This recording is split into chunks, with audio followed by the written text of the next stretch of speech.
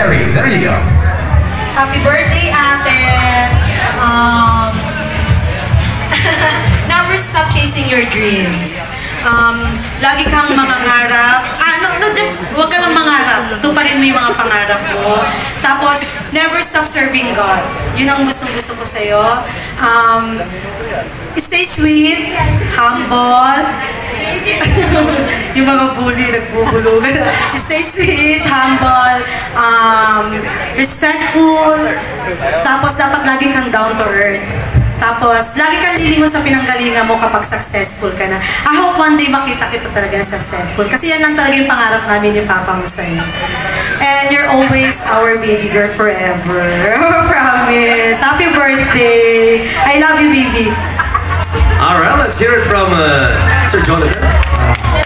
Magandang gabi na po. Gabi na po tayo. Unang-una po, ito lang masasabi ko sa iyo, Angelica.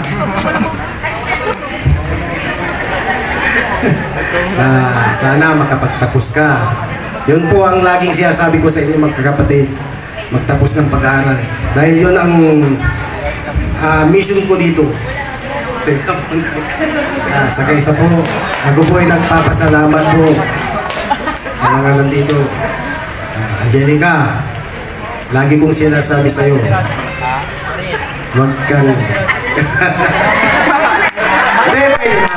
Pwede na siya eh. Wow! Pwede na! Pwede na, basta pumunta ng bahay at magpakilala. Yun lang po. Angelica, happy birthday, Angelica.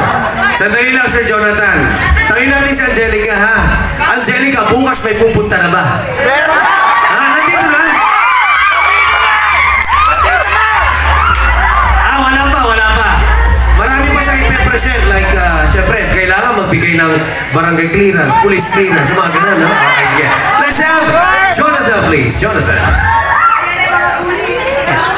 Hello, ate. Sana wag ka na mag-iman dito.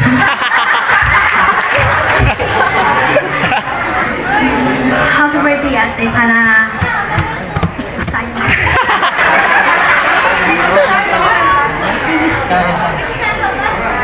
Siyempre, 3 hours na sa akin eh.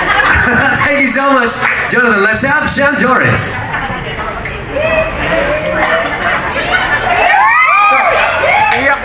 Enemy number 1 ng bahay ito eh.